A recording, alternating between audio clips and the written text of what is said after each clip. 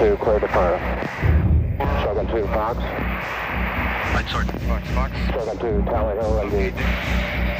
Nomad 3, cleared fire. An F-4 inbound. An enemy that wants to blow you out of the sky. This is the target run, an aviator's gauntlet of AAA, SAMs, and hostile MiGs. This is the story of the high-speed run that comes down to getting in, getting out, and getting your bombs on target.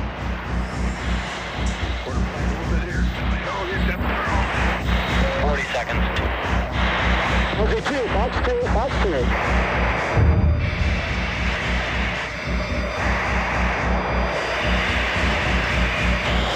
Turn the drone. Drone is turning. Devil 4, clear to fire. Devil 4, clear to fire.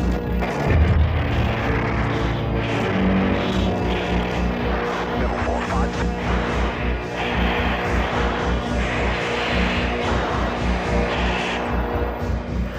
Mike, make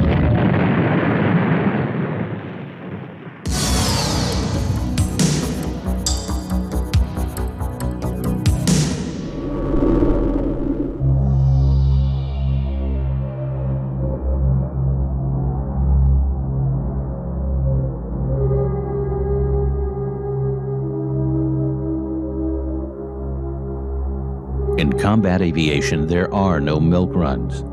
Yes, there are days the enemy doesn't come up to meet you, and days when not a SAM is fired. But for the pilot, the challenge remains. Stay alert. Expect the unexpected. See the enemy before he sees you. And when in doubt, press on. Fly your mission. Trust your skills. Trust your jet. And say a little prayer. Pressing on. Jaeger, Anderson, Peterson, Olds. They've all talked about it. They've all done it. It's how you get in and get out. You go. You do it. And you do it well, even against the odds.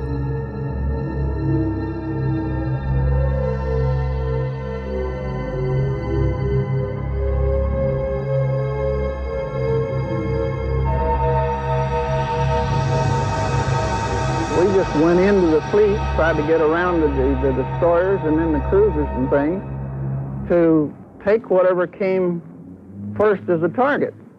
They had about 75 airplanes down there trying to eat us up, and we only had 15, so we didn't last very long.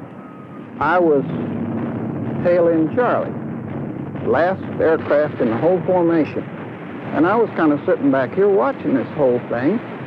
I made my attack on this carrier, and I somehow got in close enough to drop my torpedo and get through.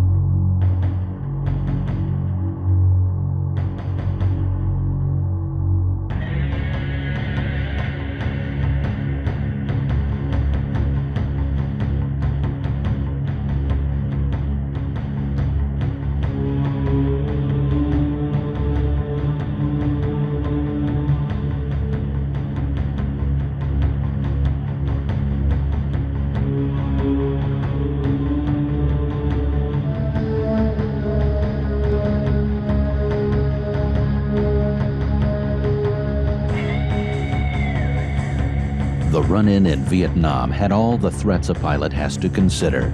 Irregular terrain, an enemy hidden by the jungle camouflage, SAM sites, anti-aircraft fire, small arms fire, and a hostile air force out there, somewhere, with proven pilots capable against our best. One of Vietnam's air aces speaks about the air war there. Notice SAMs, air-to-air missiles, and AAA in the footage.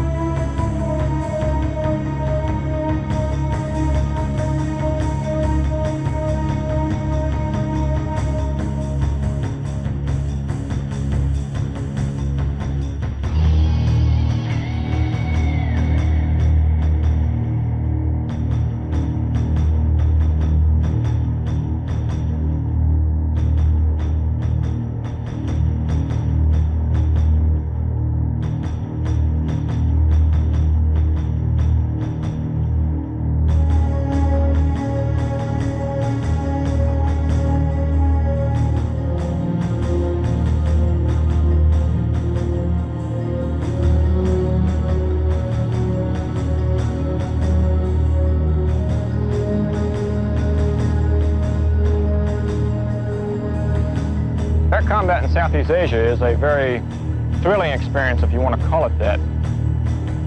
The missions lasted anywhere from 3 to 5 hours long, at least the air-to-air missions up north did. There was a lot of times when nothing was happening.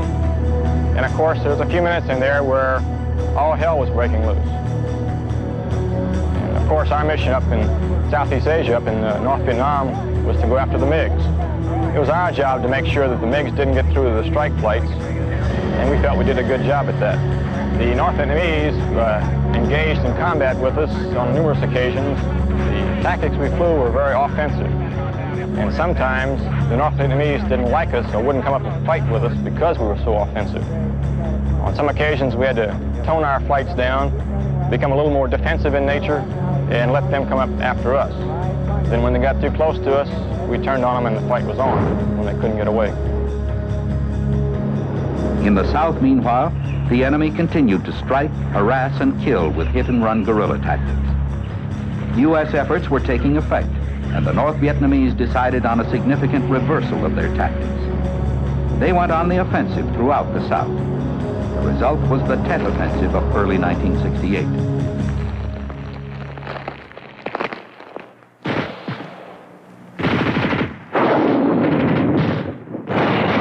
This change of tactics brought on the Battle of Khe Sanh. On this tiny piece of real estate, bisected by a single dirt landing strip, a handful of U.S. Marines and Vietnamese Rangers faced an encircling band of North Vietnamese forces totaling 20,000 men, 2 full divisions. The North Vietnamese desperately needed a victory.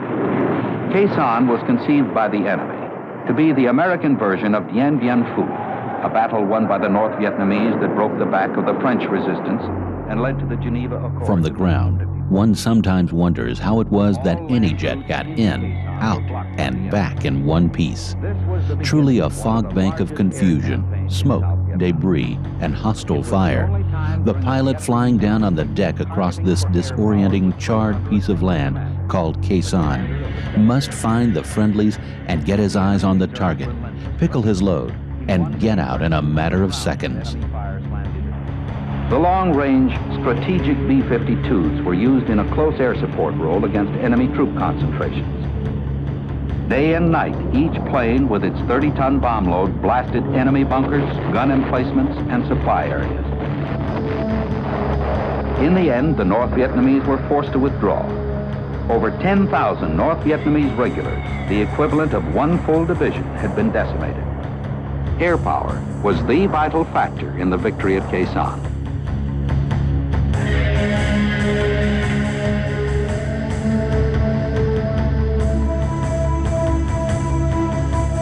When it didn't work, a pilot had few choices but to get out of the jet and hope for the best. When that happened, the SAR mission swung into action.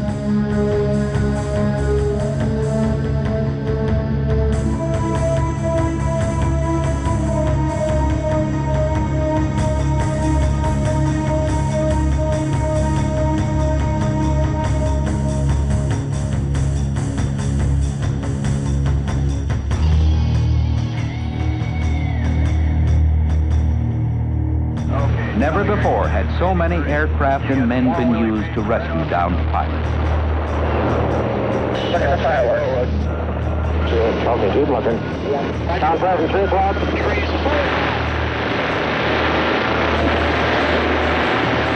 one more down here, 54, put it right behind him.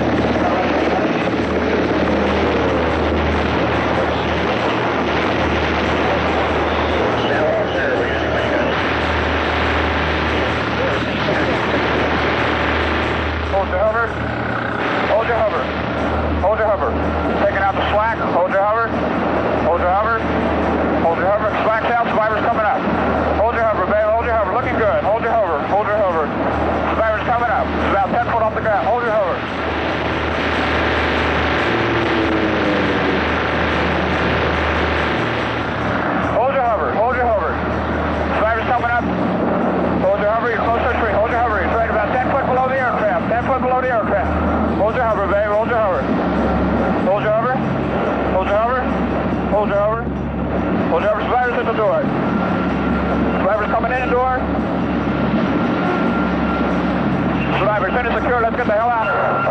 to me. We're coming out. Okay.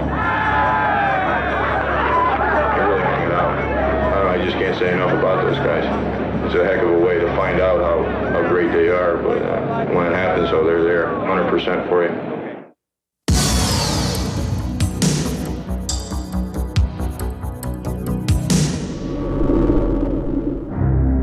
The Soviet threat, now gone, triggered decades of arms development and decades of refinements that honed the technology of war-making to a razor-fine edge. The product spawned by those many years of the Cold War today amply arm nations throughout the world. One need only look back to the Gulf War to see just how deadly such technology can still be. Thus it is that films such as these, while dated, are useful reminders of the threats our pilots may one day face over a battlefield few today can even imagine. It was a classic SA-2 engagement, the same type of thing we trained for back in the States on our missions and in our simulators. When the first detonation went off, I knew what it was, and my first reaction was that we're okay. I did not lose any of my equipment. The cabin didn't depressurize. The engine sounded normal. And I was just at the point thinking that we were going to make it through that okay when suddenly the rest of the crew started reporting the damage and loss of systems on the airplane.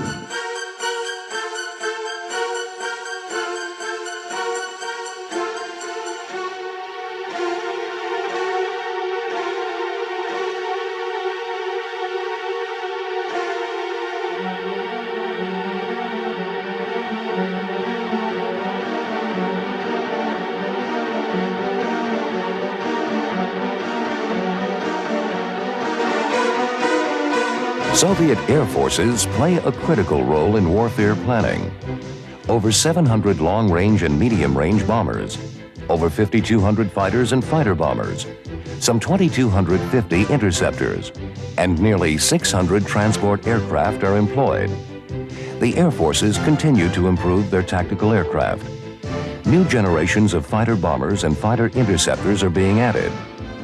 The Mach 2 Su-27 flanker and the MiG-29 Fulcrum with true look-down, shoot-down radar carry long-range and shorter-range air-to-air missiles. Introduction earlier this decade of the MiG-31 Foxhound Homeland Defense Interceptor has been yet another indicator of the Soviet Air Force's transition to increasingly more capable combat aircraft.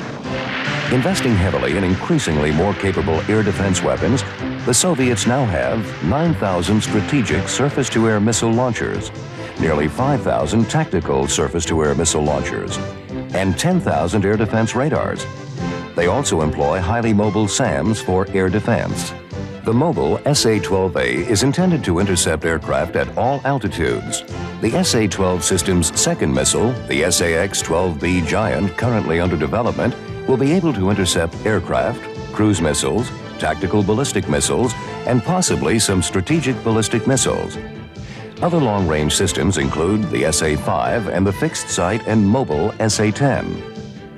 Soviet strategic surface-to-air missiles are designed to provide a layered barrier defense under all weather conditions. These missiles can intercept cruise missiles, tactical ballistic missiles, aircraft at all altitudes, and some types of strategic ballistic missiles.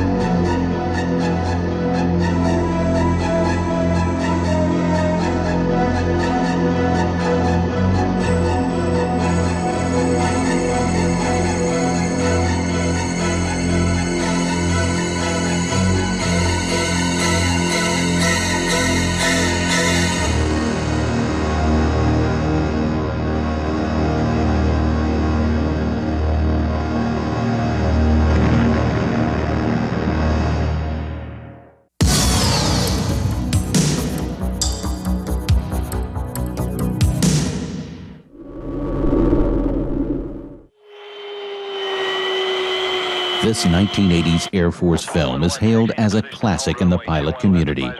It summarizes the task-saturated environment of the target run and the means employed by the pilot to get in and get out in one piece. What it says is as true today as it was 10 years ago. Train the way you fight. Fight the way you train. Preparing the man. This film will help you to better understand what realistic training is and why it is so essential to our national defense. Much of what you will see and hear will appear to be actual combat. It is not. These scenes were filmed during TAC training and testing. Destroyed aircraft and vehicles are unmanned. The enemy is not real, except, as you will soon see, to the men flying the planes.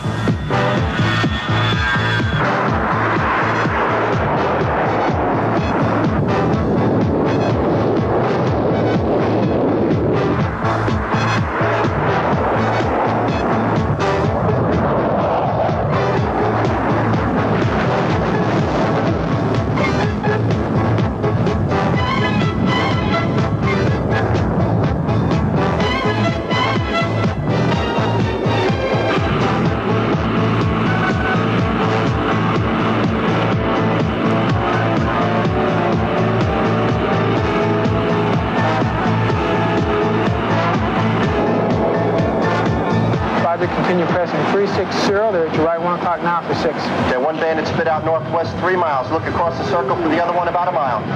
Copy that. Bandits now 15036, still tracking north. This is training realism. Realistic air combat training.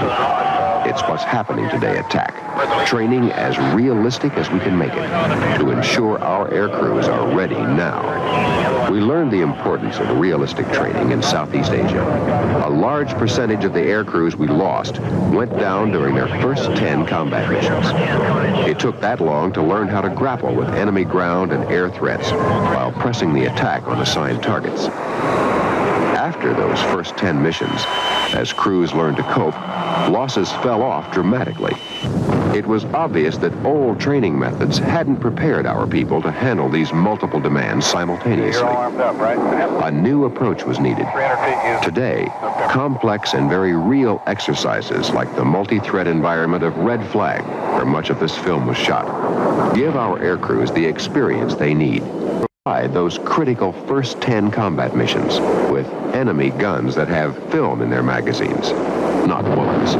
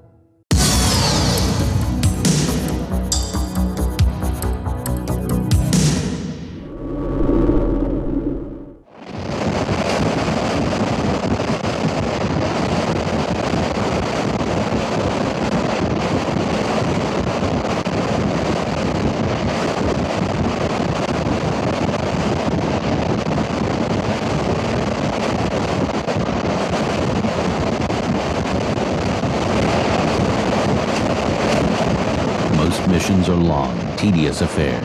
Up to 6 hours would not be uncommon, with a stop or two on the boom to get some gas and collect your thoughts. Then, the target run. While inbound flight profiles are as varied as the defenses, the terrain, and the jets, the high-speed, low-level pass is one of the most dramatic. The reward for getting in? A battlefield rich with high-value targets.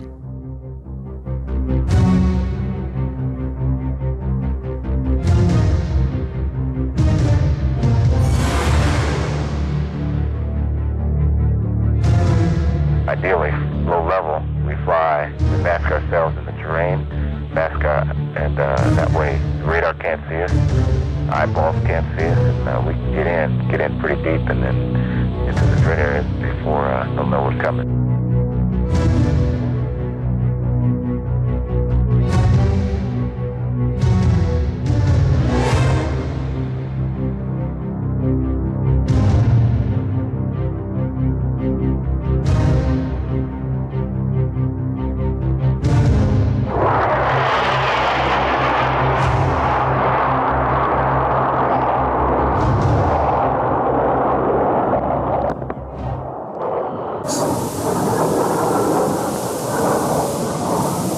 Firing at 5-2.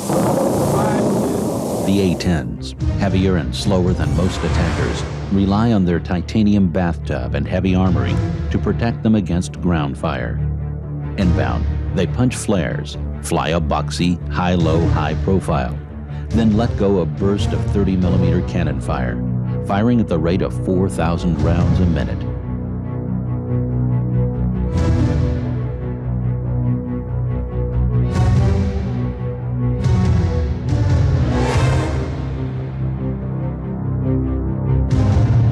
The F-16, agile but fragile, yanks and banks with the best of them, using high-speed jinks to deny the enemy a tracking solution, punches flares and pickles its high-drag bombs, using speed to get out of the concussion ring.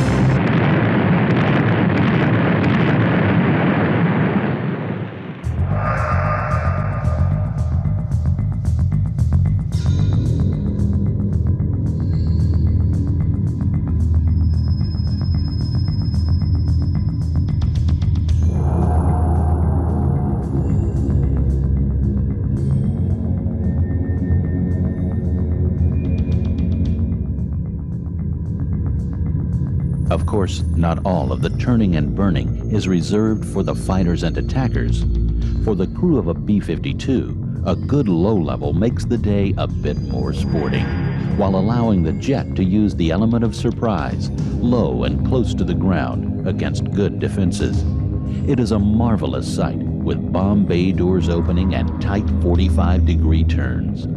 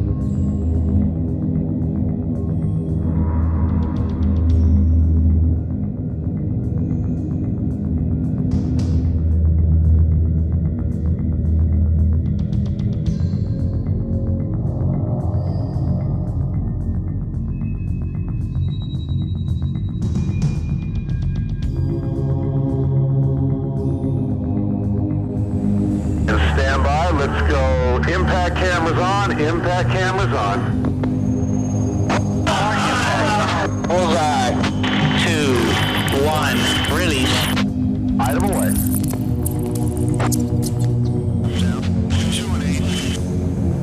30. And stand by. Let's go. Impact cameras on. Impact cameras on.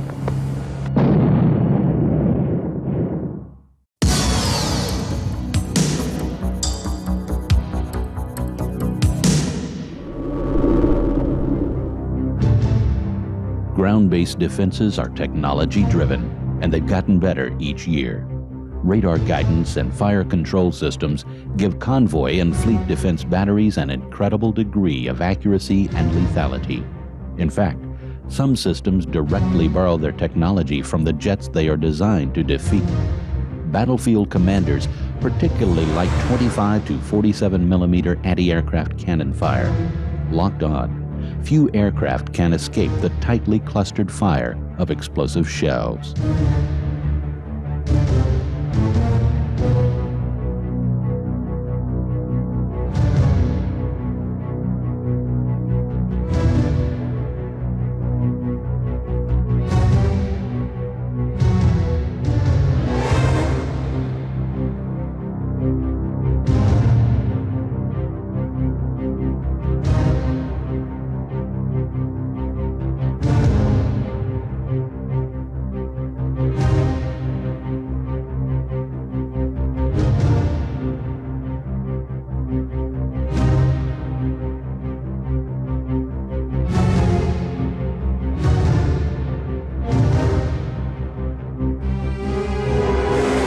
At sea, a single missile below the waterline can sink a ship.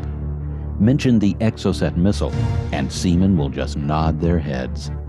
For fleet defense, the captain wants to stop an aggressor aircraft as far away from the ships as he can. The first line of defense is a fighter armed with a powerful air intercept missile. The next weapon of choice? A ship-launched guided missile. Any guided missile with range, and with payload mighty enough to knock the target out of the sky with a proximity detonation.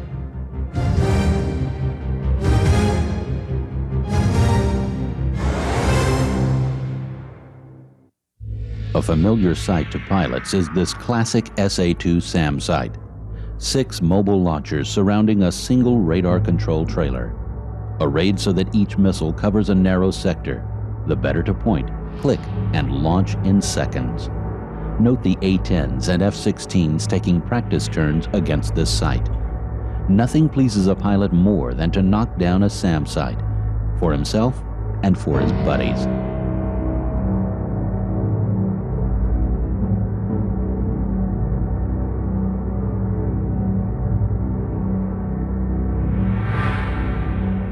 SAMs. They seem to come out of nowhere and get to your jet in seconds. Thankfully, there are sensors and there are smoke trails to get your attention.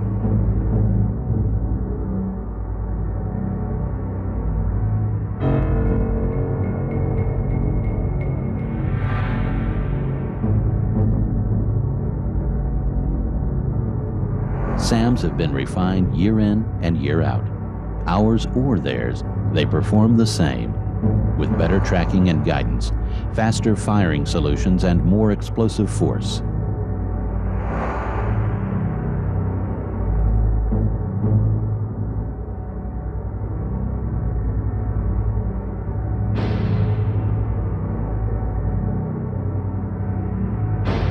The first thing you see when a threat goes off on the ground, if it's a surface-to-air missile, you look down, you hardly ever, and I have never seen, just a flash off the ground and then the missile actual launch. If I got a launch indication, I look that direction, and then what I see now is the smoke trail and the fire plumes from the missile.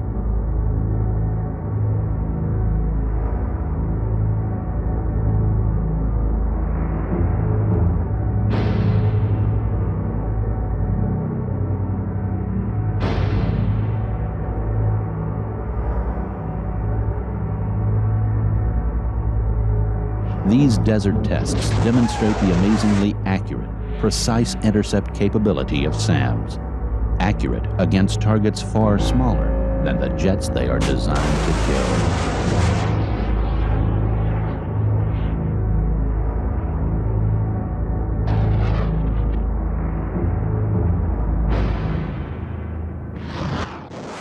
Break, Sam line. Break for a Sam. Later, 6. Struck one, took a hit. Struck one, took a hit. That it? Okay, I got a fire. I'm, stand by. I'm just south of steer point number 7. Still flying, and I'm heading south. Copy. Okay, I took a pretty good hit. Copy. SA3, I think. Stroke 3, come on. Stroke 3, check right, break right. Stroke 3, break right. Sam, right too. Confirm your Stroke 3, break right, Sam line. Stroke 3, break left 4. Sam, right 3. Sam, no. Wait, somebody got a hit. Left 4 hit. Confirm enemy squawk. Understand your hit. Or negative bad guy squawk. Negative friendly squawk. Flap 7, visual left 9. Stroke 4 status. Flap 4 status. Stroke 3, cresting southeast.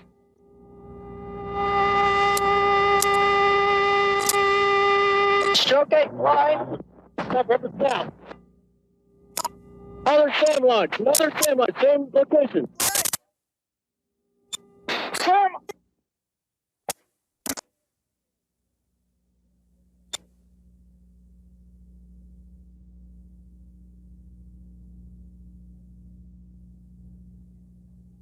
Sam, southeast of the target area. You never fly straight and level for longer than, I would say, a half a second. You're always doing belly checks. You know, your airplane's upside down just as often, just as much as it is right side up. You're checking 6 just as much as you're checking 12. And you're spending as little time in the cockpit as possible.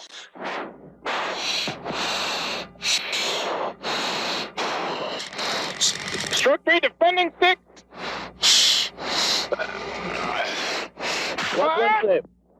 Wow! Sam launch. Stroke 3 defending.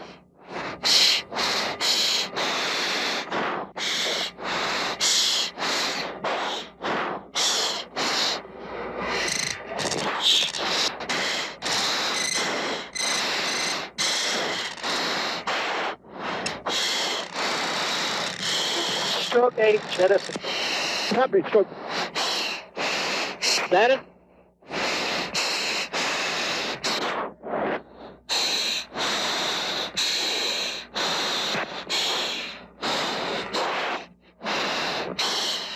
Copy. Copy.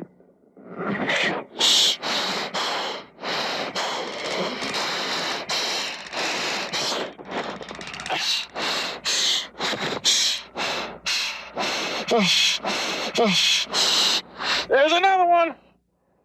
Stroke 3 defending again. The F-117 added a new tool to the commander's bag of tactical aviation tricks.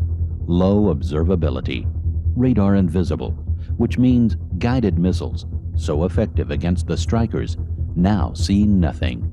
Nothing. And with nothing to hone in on, they passed through the sky as if the stealth wasn't there. For F-117 pilots, this technology meant a return trip home instead of a hot seat into Baghdad. I looked off on the right-hand side and I saw what appeared to be flares. At least that was my first impression. And I went, oh gosh, they're shooting flares.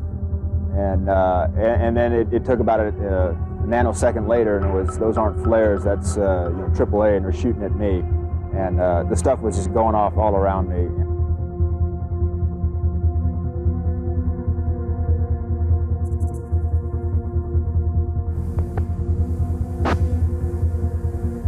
Item away.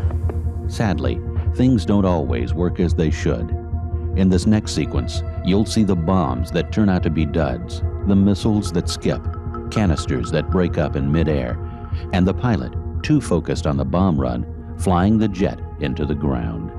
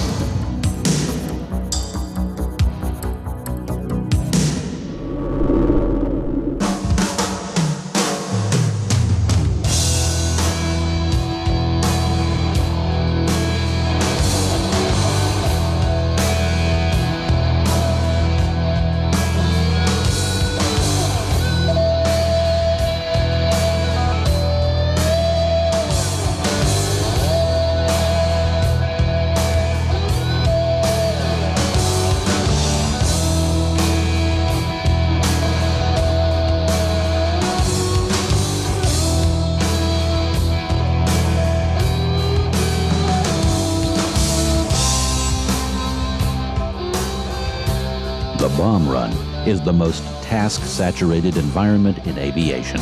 Switchology, flying the jet, head in and head out, evading the defenses.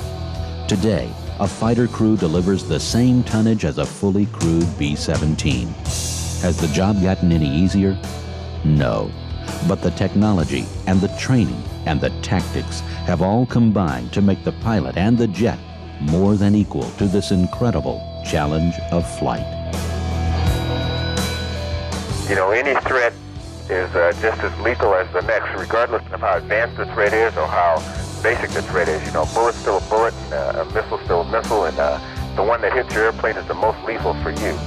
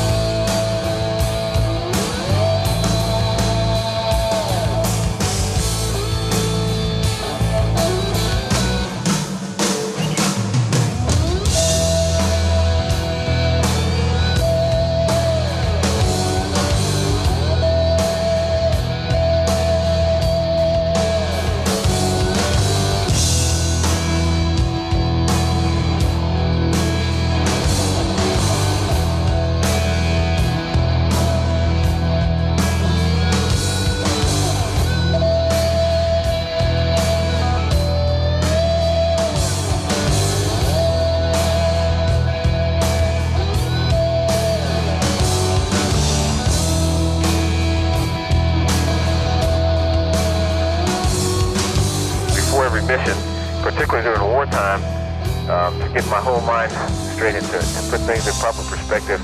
There was a prayer that I kept a copy of in my pocket that someone gave me that I said before. O St. Joseph, whose protection is so great, so strong, so prompt before the throne of God, I offer you all my interests and desires.